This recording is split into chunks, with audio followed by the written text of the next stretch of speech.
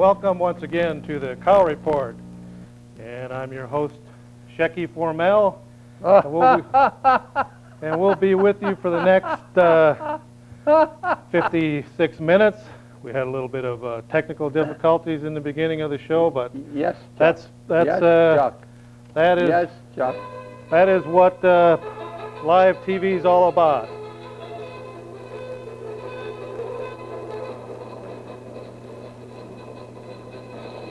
Yes, that's what live TV is all about. And now, out of the sky, out of the night, coming to you at the speed of light and sound, the one and the only man your mother warned you to stay away from, Shecky Formel. All right. Yes, Chuck Lee. And with me, of course, is my rusty, trusty, and sometimes absent-minded sidekick, Fred. Went to Ames, Iowa to chase the girls, Stafford. No, I went there to listen to the speakers there, the Republican speakers. Yeah, sure, you tell me that and your wife that, but what were you really doing down there? You bet. That's you the big, bet. You that's bet. the big question. I don't chase women. Yeah, that's what your wife says. No, she doesn't say anything. She doesn't. Every time I go over there, I hear her talking about that. Well, she's joking. Okay, Freddie. Of course, you know, since we don't have a guest today, we're going to do a whatever happened on this date in history. And in your case, it should be like yesterday. Yeah. Which it is, September 17th, 1787. The Constitution of the United States is completed and signed. What document was that? The Constitution of the United States. All right, you can't stump Fred the True Stafford, I'll tell you that much. Okay, 1796, September 17th. President George Washington gives his farewell address, ending what many consider to be the most distinguished career in American history. What was the name of that president? George Washington. All right, batting 1,000 today. You just can't stump Fred the Truth Stafford when it comes to these dates in history. Yes, sir. All right, Freddie, what do you got for us today there? Oh, we've got lots of things. Since we could talk about the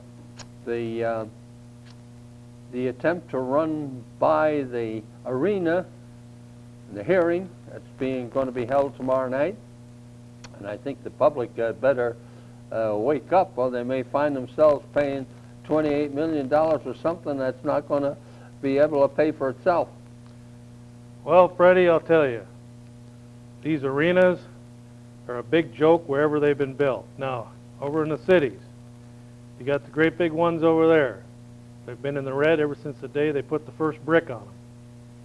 They're still in the red. Now they're talking about building a new stadium for the Minnesota Twins because they're saying the old one is obsolete.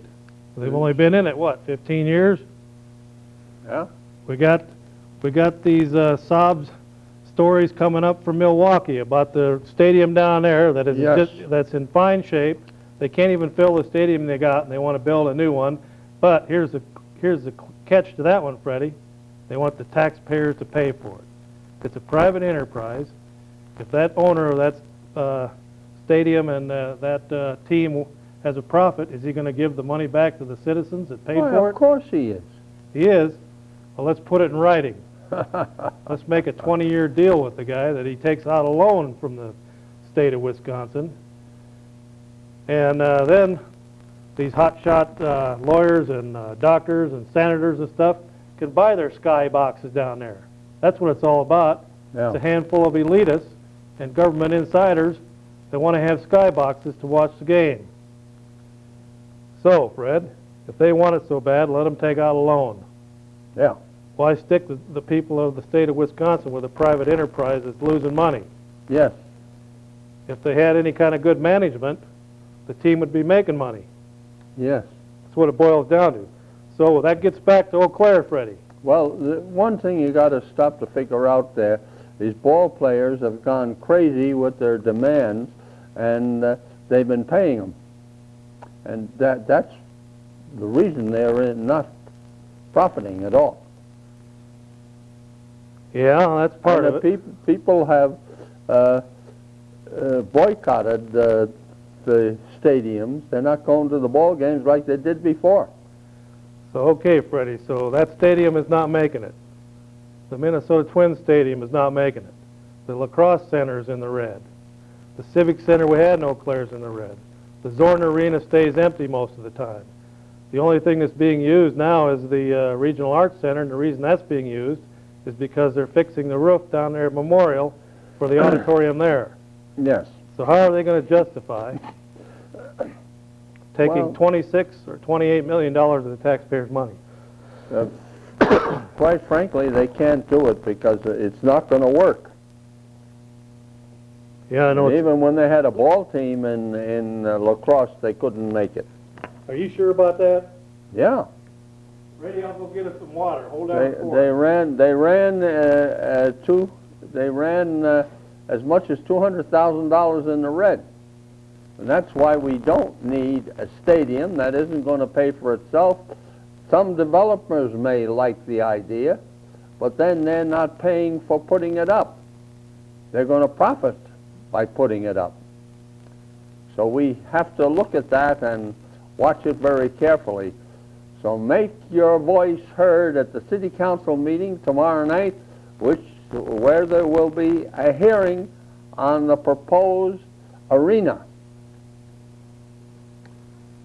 You know, Fred, we can only do this on live TV. Yes, We wouldn't be able to do this on tape TV because they'd edit it out. yeah, Since we're Okay. live, we can do those sort of things. right. Of course, we have a good engineer in there, Roy Rogers Hoff, who was named after Hopalong Cassidy.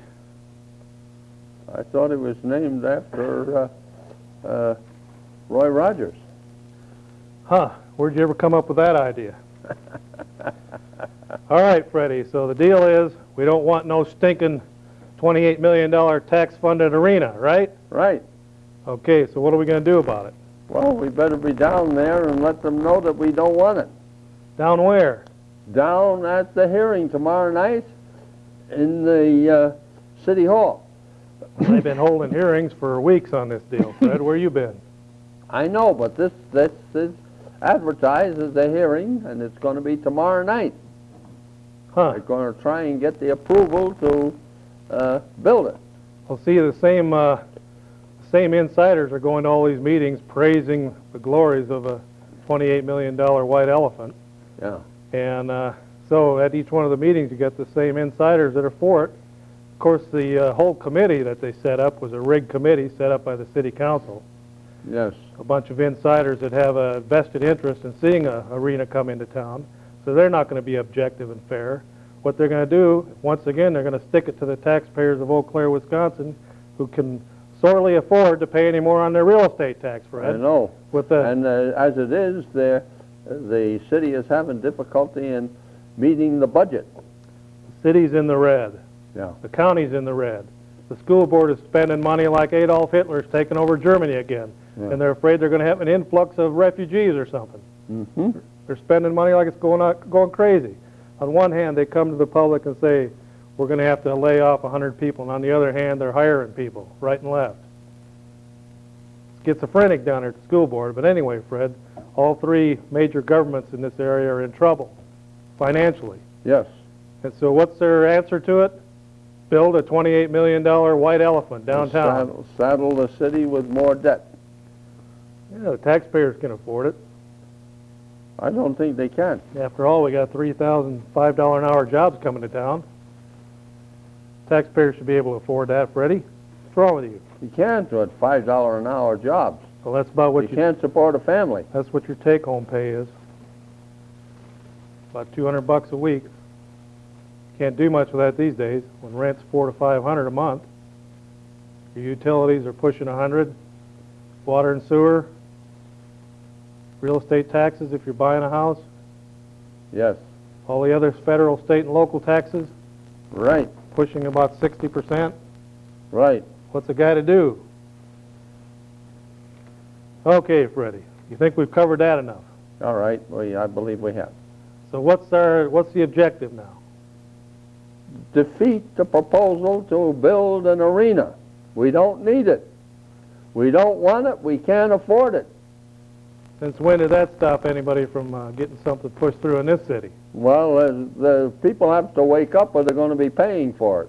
Like we've been saying on this program for what now, 20, 25 years? This is occupied territory, Fred. Yeah. This territory has not been liberated. Yes. So you got to remember, we're behind the enemy lines here. Okay, Freddie, we better take a call here. We got them backed up all the way to Cleveland. Yeah. Go ahead, caller. You're on the air. Yeah, I have a question about the DOT. There was an article in the St. Paul Pioneer Press, Wisconsin section last week about how the Wisconsin Department of Transportation is forcing projects on communities that people don't want. They talked to Mayor Norquist of Milwaukee and people in Fond du Lac and Racine, and they didn't mention Altoona, but I mean, it just occurred to me that there was a lot of objection to that project. So what do you guys hear about the DOT's attitude towards these projects, and are they forcing projects on communities that don't want them, and are they spending too much money on the roads and that kind of thing, stuff we don't really need? Well, that seems to be what is going on. On one hand, the governor, who has been dangling a lower and no new taxes pledge out there for 7, 8, 9 years now, on one hand, and then he turns around a couple of weeks ago and says we're going to have to raise taxes to build all these road projects.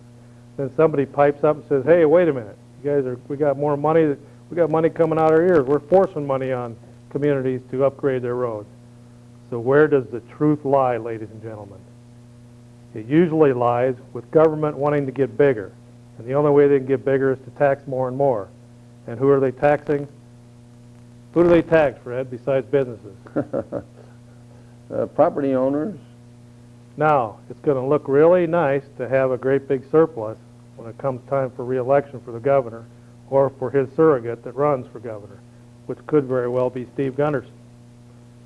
You think so? I understand Tommy flew all the way out to Washington the other day to huddle with him about something in private. Mm-hmm. Really, you think Steve Gunderson's going to run for governor? He's only 44 years old. What do you think this last 8 days of propaganda in the Leader-Telegram was about? Well, I think the Leader-Telegram wants him to run again for Congress, but I don't think he could win a primary for governor. I don't think the state Republican Party would sit back and allow Gunderson to be nominated. He's way too liberal. The state Republican Party is very liberal. The higher-ups, the ones that have paid, that are paid wages, maybe the volunteer rank and file down in the trenches might not want Steve Gunderson, but that's who votes. The people up at the top with the money and influence and the sway and the ones that control radio, TV, and newspaper, they could care less about the people in the trenches. They're the ones that set the pace. Right, but people in the trenches are the ones who go vote in the primary, so they ultimately decide who gets it.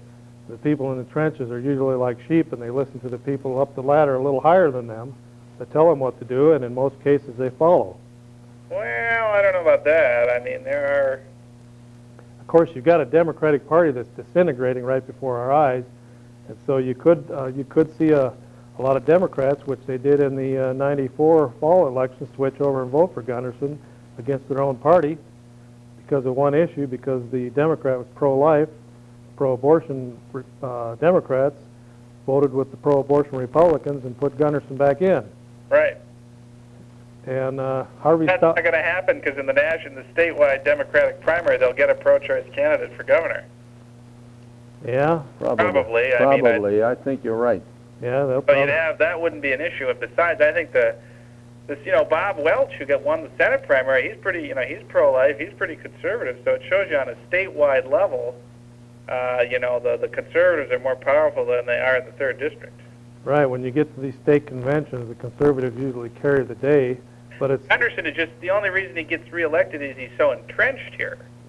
He's got every election, Brill didn't get into the last one until a few months before the primary, so he didn't have time to build up a network and didn't raise enough money. You got to, Gunderson, as soon as he's reelected, he already starts raising money for the next election. Or for his brother's next election. Right, so they already have this big machine built up, and they keep it going all the time. Well, You're right. Gunderson's legalized bribery machine there. Some people call it PAC money and special interest money. I call it legalized bribe money. It's approaching $700,000-800,000 per campaign cycle. Now he can dump that in his brother's lap. He can continue to build that war chest for running for United States Senator or for governor, or he can settle for mediocre and run for U.S. Congress again. Well, do you really think he could be elected governor? Hey, did anyone think his brother had a snowball chance of even running for U.S. Senator, but he jumped in? He got beat pretty badly, though. Yeah. But, And that wasn't even close, what I remember of it. They were testing the liberal waters when they did that. It was testing to see what a liberal Republican could do in Wisconsin, and they found out not much. Right, so that's why I don't think Gunderson could make it. I mean, he'd have to... I just don't think most Republicans are going to go for a guy who, he's for gay marriage, and gays in the military, and fetal tissue research, and all these very liberal ideas. They don't think it's going to fly in a statewide primary. Yeah, he's voting hardcore abortion now, but see, they figure that the tide is turning towards the pro-abortionists. So they're wanting to get... That didn't happen in the last election, though. The pro-lifers picked up ground. Yeah. A lot of ground. Yes. Yeah. Well, we'll just have to see what time brings us here. It won't be too long. We're already actually into the 96 election cycle. It's been going on for 6-8 months. And I want to thank you for calling in, caller. You brought a lot of insight to this otherwise quiet Monday afternoon here in downtown Eau Claire, Wisconsin at the beautiful L.E. Phillips Memorial Library and former taco stand. So I want to thank you for calling today. Okay. All right. Okay, Freddie. Yes. Now, if Roy Rogers Hoff has that tape brought up, I think we have some footage of Bob Dole down at Ames, Iowa, giving his speech there. And right after this call, we'll have that tape run. So we'll take this call, and then we're going to go right to the film. So that'll give Roy Rogers Hoff time. Get ready. Go ahead, caller. You're on the air. Yeah, I don't think we really do need an arena here in Eau Claire either. I mean, what would we really use it for? Yeah, you mean you could drive the 80 miles over to the cities to watch the drug addicts shoot up in the bathrooms when Elton John and whoever else is in town? No, just not that. I mean, it's like I don't even think anyone would come to Eau Claire to play it. I think we should invest more into some kind of industry or use the money for something to get get Eau Claire going again, not some arena. Well, they've got the right idea of refurbishing the downtown area and bulldozing out some of the ancient buildings and digging out some of the sawdust where these buildings are sinking down into and rebuilding, but is an arena the way to go? No, I would say not. We don't want it. We don't need it. It's not going to fly, and I say not going to fly. It's not going to be able to pay for itself. Well, why build it? Fred, the socialists, when they started out with that 551 socialist reorganization of the city council, everyone laughed at that and said it wouldn't fly, and here we got a 551 council. I know, but I'm telling you how I feel, and I feel strongly about it. Well, I'm telling you that they're building up steam. They've got 6 months head start on the anti-arena people. Yes. Because there really isn't any formal organization against the arena, so the juggernaut and the tide is in their favor right now. Mm-hmm. And of course, they've got their phony committee that supposedly was set up to investigate whether an arena needs to be brought in or not. Which actually, that committee is set up to bring an arena in. Yes. There's nothing neutral about that committee. Their sole purpose is to sell you, the taxpayer, Mr. and Mrs. Taxpayer of Eau Claire, Wisconsin, and the county, to foot the bill on a $28 million boondoggle on the river. I'm reading in the earlier telegram right now. It's only a 20, $20 million has been proposed for a site near the northeast corner. Well, we don't need no stinking arenas. that's what I say. Bring back Walter's Brewery. Besides that, Additional. for $20 million, by the time they get it up, it'll be up to 25 million 30. because of inflation and because they'll find out that there's too much sawdust down there that they got to remove or something. They'll come up with some idea to tack another 5 million on, just like the school board when they pushed through their big building program. Once they got the approval of the taxpayers, then they came back and said we need more. Well, let's watch the Dole video. See you later, Chuck. Okay, adios. Thank you. All right. If Roy Rogers Hoff is ready, we'll run that footage of Ames, Iowa, of the recent convention down there.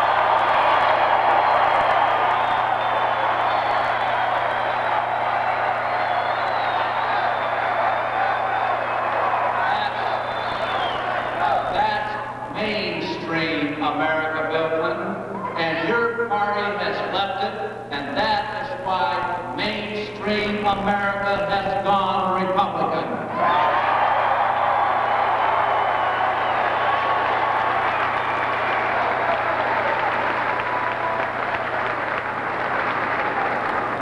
Think back with me for a moment. If the American people had known 3 years ago that Bill Clinton would sign the biggest tax increase in history, that he would launch a hostile government takeover of the healthcare industry, that he turned the military into a laboratory of questionable social experiments, that he would advocate leadership of Western alliance and have a different foreign policy every day of the week.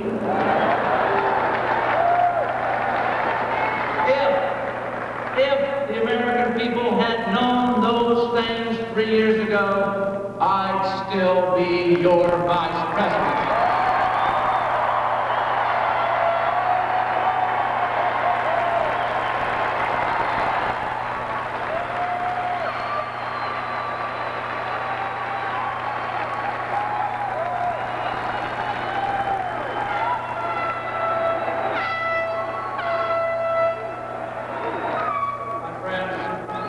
We cannot truly begin our national renewal unless we restore moral leadership to the presidency of the United States. The president should be someone that every mother and father can point to as a role model for their children.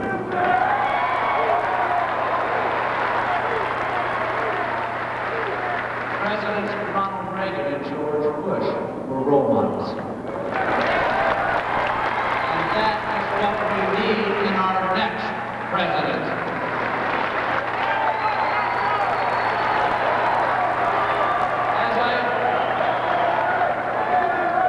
As I conclude, let me just ask you a few quick questions. Has Bill Clinton kept his promises to Iowa and the rest of America? Do you trust Bill Clinton for 4 more years? Afford Bill Clinton for 4 more years? Can America afford Bill Clinton for 4 more years? You're right. It's time for them to go.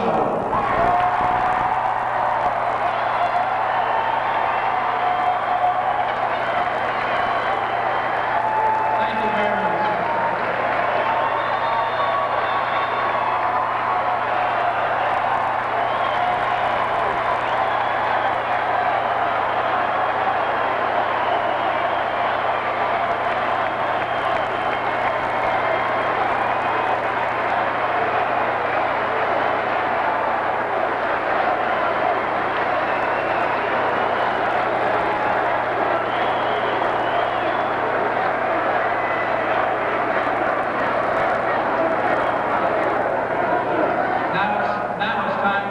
Meet the candidates. Our first speaker this evening is a war hero, former prosecutor, state legislator, and congressman. is the Majority Leader of the United States Senate. He is a man of competence and experience. Ladies and gentlemen, please welcome Senator Bob Dole.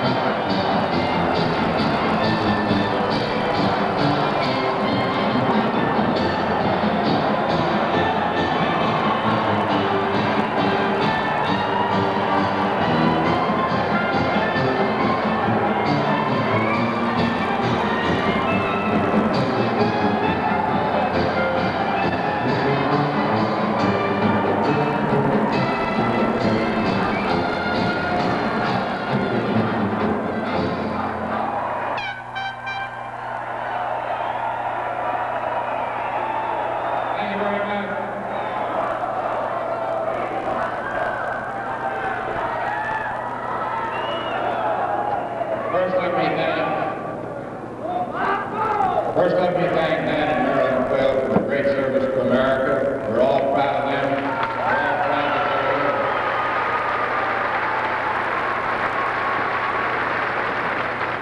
And thank you, Dan, for that great introduction.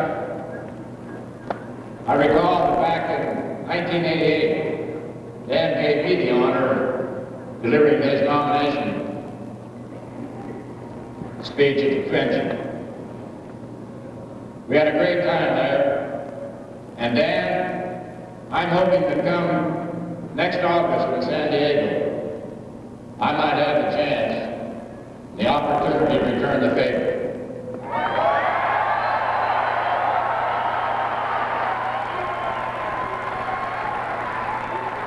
I see a lot of friends here tonight.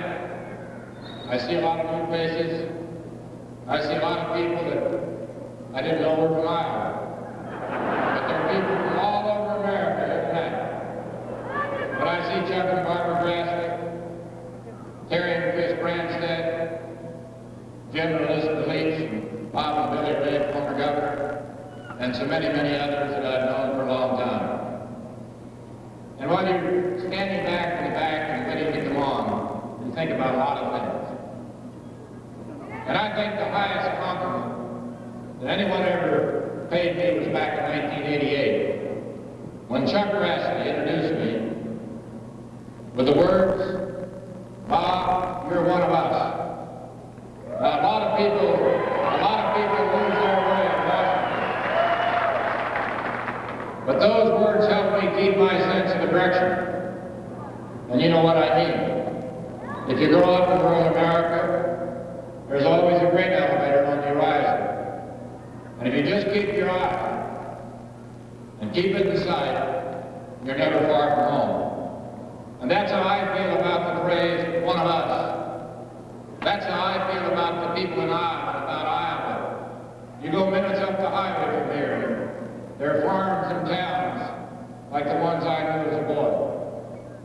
And those of us who were raised in rural America grew up with a common set of values. They coded with him that says, stays with us all our lives. Love of God and country and family. And I think it's important. Commitment to honesty, decency, and personal responsibility. Self-reliance tempered by a sense of community. Our great cities can be very exciting and magnificent places. But the values nurtured here in the heart of America are the ones that have guided us throughout our history. And make no mistake about it. These values made us the greatest country on the face of the earth. And there's no doubt in my mind that the secret to getting our country back on track is simply to return them as a matter of national policy. And that's what we're about.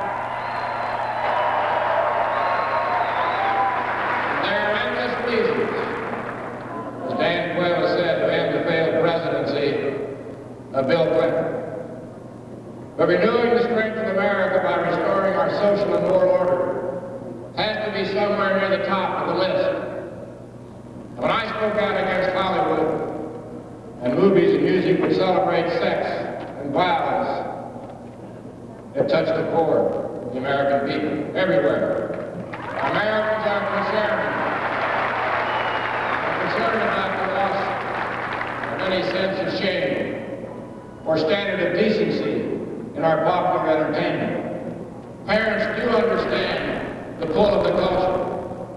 They know that televisions and movie screens and boom boxes and handsets are windows on the world for our children, an advanced report on the adult world our kids are so eager to experience. Mickey Mantle also understood this dynamic. He was more than a terrific center fielder with a great batting average. He was one of the greatest sports heroes America's ever known. He was an idol of the public culture, but he lived a private life at war with his values.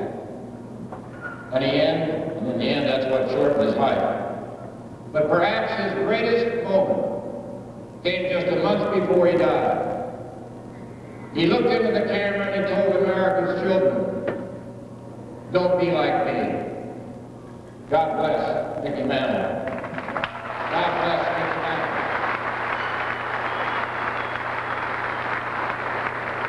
Bless Mickey Mantle for that kind of responsibility has not yet been accepted by very many entertainment leaders, by those who produce our movies and music and television. Believe me, censorship is not the answer. We don't need laws or regulations or government intimidation, but we do have a right and an obligation to speak out, to name names, to shame those who deserve to be shamed, not to impose our morality on anyone else, but to stop the entertainment industry from imposing a debased morality on all the rest of us, and that's what it's all about.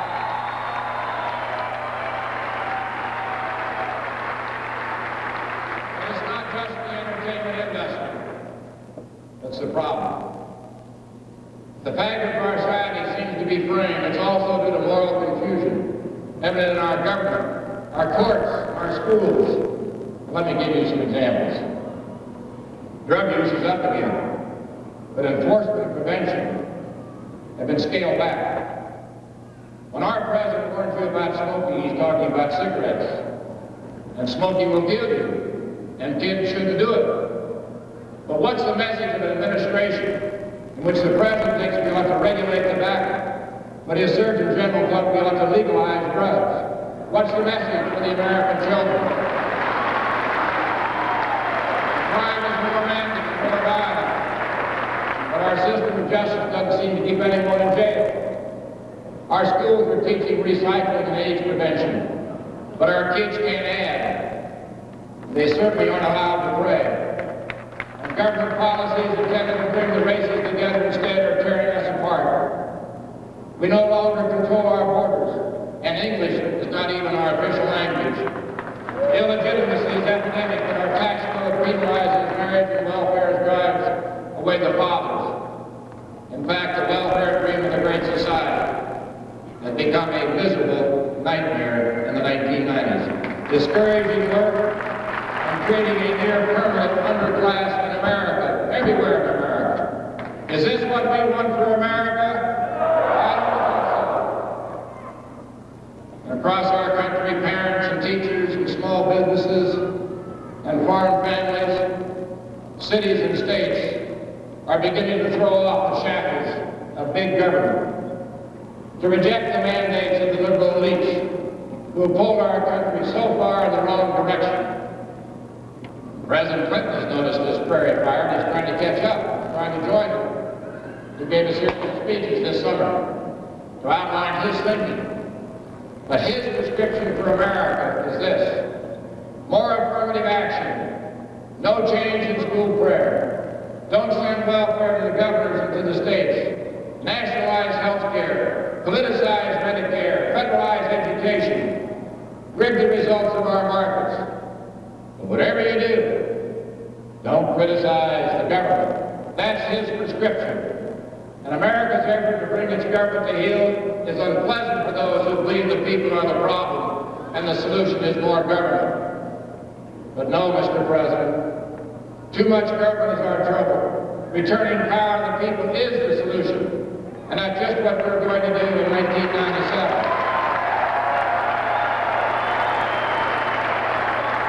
Yes, we have problems. Yes, we have problems, but they're not too difficult to handle. It's just that our government has gotten too big and our leaders have grown too distant and too isolated. America's policies run counter to American values. And let me say this as clearly as I can. I want to be president so I can rein in our runaway government. I want to be the president so I can reconnect our government to your values, our values. And I want to be president so I can restore the spirit of America. I know we can. And for the sake of our children, I know we must try. I have seen the dust storms of the 30s and the poverty of the Great Depression. I have witnessed the courage of Americans in war and the staggering splendor of American productivity and peace. I have watched this country has been tested and tested and tested again. And you can't come through all that without becoming an optimist about America. I have seen our country overcome too much adversity not to believe deeply in our potential. I know what made America great in the first place. I know what has been sacrificed to keep us free. And I will do everything in my power to lead our country back to her place in the sun.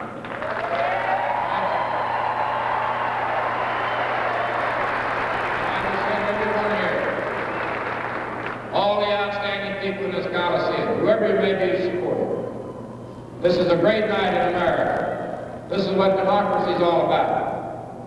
And I would just conclude that I have the experience and I know the way. Together we can renew the foundations of our society. And if we put our faith in freedom, it will once again be within our power to build an America as big as our dreams, as strong as our hearts, and as great as our history demands. Thank you very much, and God bless America.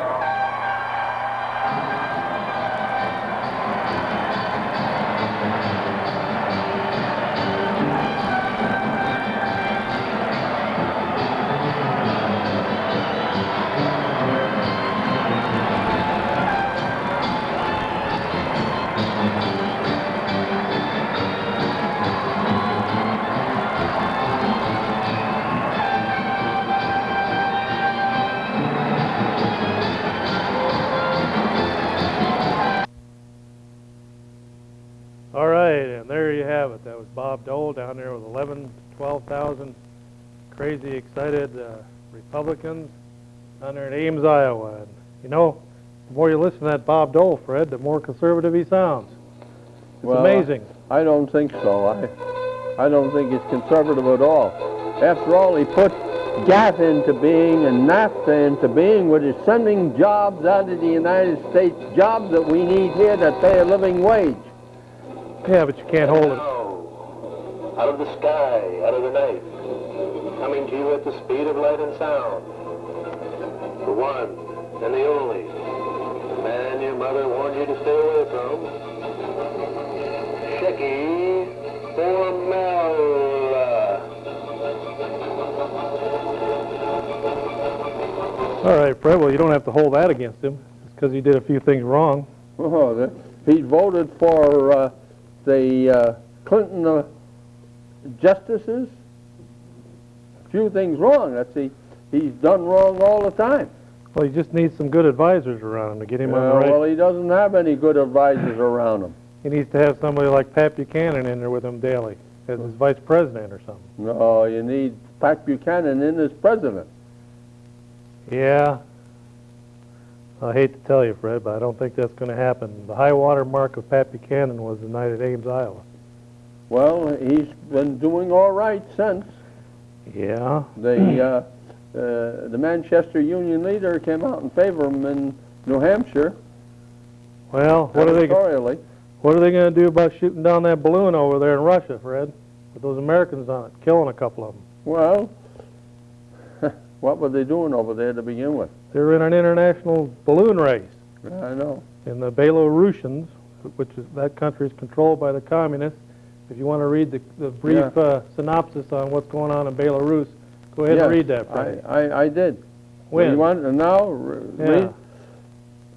The current Soviet parliament, elected in 1989, is dominated by former communists who continue to control the policy-making process. In June of last year, Alexander Lukashenko became the Republic's first elected president. While in high school, he served as the secretary of the Young Communist League, and in '82 became deputy director of a collected farm. 3 years later, he became secretary of the farm's communist committee. Well, Fred, they're saying it's a mistake, and they, of course, those communists have always been kind of quick with their trigger finger. They shot down that, was it Flight 707? Yeah. The double, not, what was that flight? I don't know what they There call was it. a U.S. congressman on board that lost his life on that. Oh, one. yes. That was over in the... The Korean airplane that yeah. flew over, had a full plane full of people. Russians shot her right out of the sky. Of course, you know, Fred, we got all these treaties with the former Soviet Union, and They aren't keeping them, and we do. well, let me tell you something. There is no Soviet Union, so those treaties are null and void. Yeah. That entity is long gone. Yes. So we can bust them now and go on with defending America against those murderers, Fred, and I'm talking about murderers. In China Yes. alone, the communists killed almost 100 million people. I In know. Russia, close to 20 million were Yes. killed by Stalin and his henchmen. Yes. All right. And they're still well in charge there, Freddie. That's right. That's what I said. Communism is not dead. Matter No. of fact, Angela Davis, Yes. you know where she's at today? She's in a college, isn't she, teaching? She's one of the executives of the Rainbow Coalition, Jesse Jackson's group. Oh. Go ahead, caller. You're on the air. Yeah, I just wanted to say, I think the next president we ought to have is Dan Quayle. Well, if you looked at Dan close there, and I observed him every time he introduced those speakers, he has lost a lot of weight. He's not healthy. He does have a physical problem there. They're not saying exactly what it is, but he had a mild heart attack and some other things.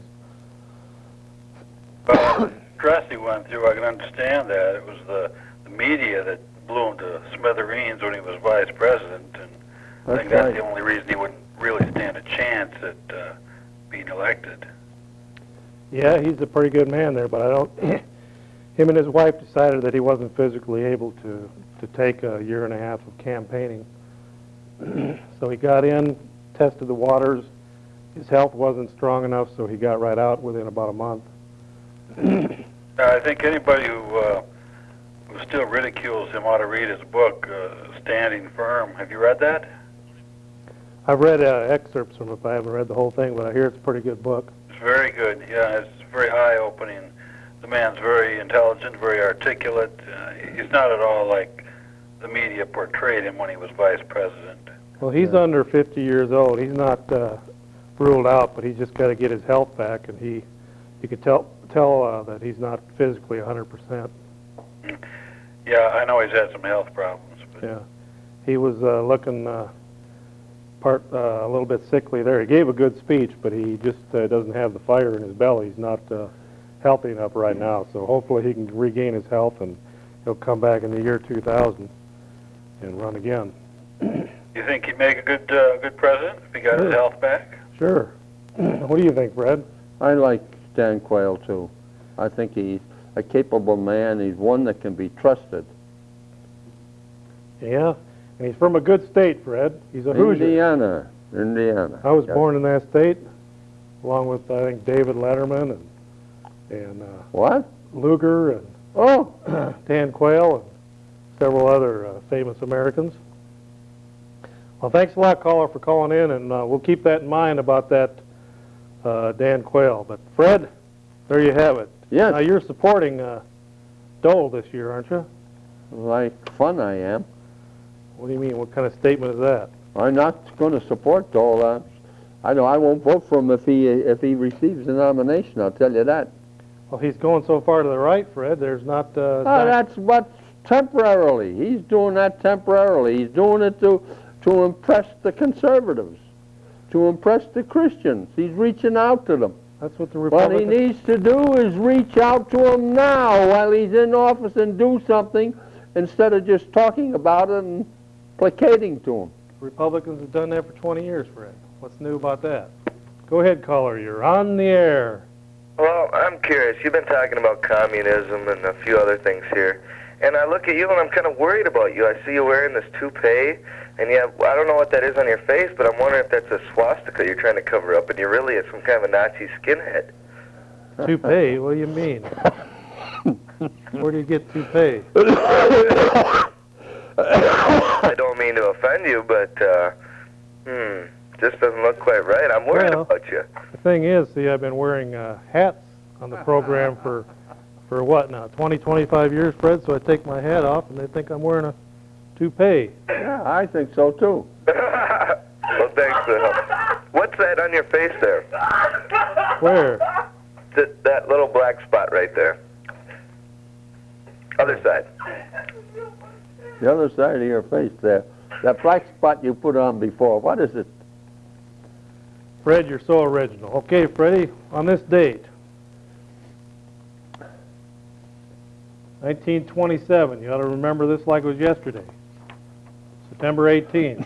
The Columbia Broadcasting System, CBS, begins its broadcast dynasty with 16 radio stations on CBS. What broadcasting system was that? Columbia Broadcasting System. That's right. Okay. Well, Fred, we went through the balloon downing. Berlin opens first Jewish grade school since World War II, Fred. You know, at the end of World War II, there was only like, let's see, we'll tell you here in a second. After the war, only about 5,000 Jews remained in Berlin, a tiny fraction of the 1930 population of 173,000. And back then, they had 22 schools for educating its children. So now they've opened up the first school since World War II. And the Jewish population, mostly older people, was in danger of dying out until the fall of communism brought immigrants from the former Soviet Union. Berlin's Jewish community now numbers about 10,000. And this school is open to all denominations, religions, Fred. It's not just purely a Jewish school. So they should have a good luck with it. But anyway, it says here, like other Jewish institutions in Germany, the school will have strong police protection. Extreme rightists have burned a synagogue in Lubeck during neo-Nazi violence that has plagued Germany in recent years. So we wish their school well, Fred, and reestablishes a long, long history of Jewish presence in Germany. And things are looking up over there. Okay, Freddie boy, I think we got a call here, so we better check it out. Go ahead, caller, you're on the air. Yes, I got a question for you. You have this show. How come you're talking about politics and stuff instead of cows? I mean, what's politics have to do with farming? I'm just curious. I'm just flipping through my channels here, and you're talking about politics. I don't know. I was just curious. What does it have to do with it? Well, see, the cow is revered in the state of Wisconsin. As a matter of fact, all the milk prices in the United States are set on what the price is in Eau Claire, Wisconsin, thanks to an antiquated system about 50 years old that people like Steve Gunderson have helped keep in place for many, many years. But now all of a sudden a light bulb goes on and they say we're going to get rid of all these price supports. So we revere the cow on this program as a symbol of what's good with Wisconsin and towards the family farmer, and we like cows and what they produce. And of course, Freddie's not too hot on some milk products, but he likes others. I know he takes butter, and every night he smears it on his face before he goes to bed. I don't. That's not what Betty said. Well, that's telling you the truth. All right. Well, you better get that straightened out with Betty then. Well, she just misinformed you. Okay, Freddie. Bob and Elizabeth Dole have resigned from the notoriously leftist Foundry United Methodist Church of Washington, D.C., the same church as the president and his wife go to. Yeah. Despite claiming a desire to find a more conservative evangelical church, Mrs. Dole has maintained her membership at Foundry, and Senator Dole has donated tens of thousands of dollars in speaking fees to the church. Yes. United Methodist Church. Of course, Hillary Clinton, when she was Hillary Rodham, belonged to the Methodist Church in Illinois, and I belonged to the Methodist Church in Illinois at the same time. So no telling, at some youth rallies we probably sat side by side, maybe even kissed. Didn't even know it. You ought to know that. Well, it was 30 years ago, Fred. Yeah. Okay, so what do you got there, Freddie? Well, I just seen this sideshow that was in Beijing. At the same time, the UN delegates met in Beijing for the UN Conference on Women. More than 80 parliamentarians from 57 nations around the world met in Tokyo for a 2-day international meeting of parliamentarians on gender, population, and development, sponsored by the UN Population Fund and the International Planned Parenthood Federation. Participants discussed how to ensure that by the year 2000, women constitute at least 50% of the membership of all government bodies, including elected and appointed positions at international, national, and local levels, in order to guarantee gender equality, equity, equality, and empowerment for women, and strengthening of the sexual and reproductive health agenda. Well, you know, Fred, that's from the Wanderer. That's the big love fest they had over in Peking there. Yeah. China, former Peking, now they call it Beijing. Yeah. But anyway, you know what, Fred? Let them do it the old-fashioned way. Let them get elected. Yes. Okay, Freddie. Wisconsin's financial health is in trouble, according to the September 26th issue of Financial World. They come out every year with the state of the states. Maybe every 2 years, but in their 1993 ranking, Wisconsin was ranked number 17th out of the 50 states for their financial health. Guess what, Freddie? 2 years later, under the many years of Republican rule, including a Republican governor who sets the pace, the state of Wisconsin has dropped 10 notches to number 27. For financial management, they get a B+, a B-, excuse me. Managing for results, they get a B-, and for infrastructure maintenance, they get a B+. But Fred, they went from 17th to 27th. That doesn't sound so good. And of course, just recently, some of the state intelligentsia, the people that run the money, the retirement money, and the funds that are put into an account. 2 of them were fired. They were fired because they lost over $100 million of the state's money. And of course, it went down the NAFTA rat hole and siphoned off to the banks out east. There's no calls. Okay, well, Freddie, we've got a little bit of information here from the. Did you know that the teachers of the nation, the National Education Association, has declared October to be National Gay Lesbian Month? Gay and Lesbian History Month. So in other words, during the month of October, if you're within listening distance out there, find out when the sodomites are going to have their programs in the public schools and yank your kids out during those days. Otherwise, you're going to get brainwashed into what a great lifestyle it is, when in actuality, Fred, it's a death style. It's a sin. And the average life of the homosexual Joe and Jane is less than 50 years. It's a death style. They want to get in there and propagandize your children, K through 12, with all kinds of different activities. So find out when the activity is being held in your public school. While you're at work, they're working on your kids. So pull them out during those days as a protest. Okay, Freddie, what do you got there? Well, I have another thing, and China remains committed to one-child family. The Chinese government's policy of strictly enforcing one child per couple families, will continue, said the Foreign Ministry spokesman Chen Chian at a news conference in Beijing. Tuesday, September 12th. It is a necessity, not a luxury, he asserted. The government's policy is in line with China's recent conditions and future fundamental interests of all the Chinese people. Okay, Fred, they've got some pretty heavy things going on over there. You can only have one child. Right. Forced sterilization of the women. Right. Forced abortions. Right. And when they abort the so-called fetus, which is actually life, it's not a tomato in there, not an alligator, it's a little small baby, about the size of your thumb, they actually pickle those, put them in jars and sell them to the public to be eaten. That's what's going on in China. Yes.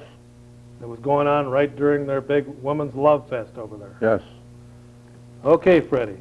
And finally, did you know that U.S. mosquitoes can transmit malaria? It can? That's right. It always could. Coming out of London, 2 New Yorkers and possibly a third got malaria from local mosquitoes, backing up experts' warnings that even people who never travel to tropical countries can still get tropical diseases.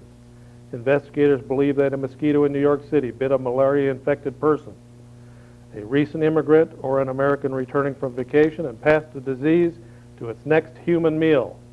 And that's why I contend, and other scientists contend, that the HIV virus, which is smaller than the malarial virus, can be transferred by wood ticks and mosquitoes. Yes. Malaria is transmitted from person to person by mosquito bites. So there you have it. I've been your host, Chucky Formel. With me, Fred the True Stafford, Director Roy Rogers Hoff Sr. We'll see you again right here next week on the Cow Report. Adios, amigos, and muchachos and senoritas. Arrivederci.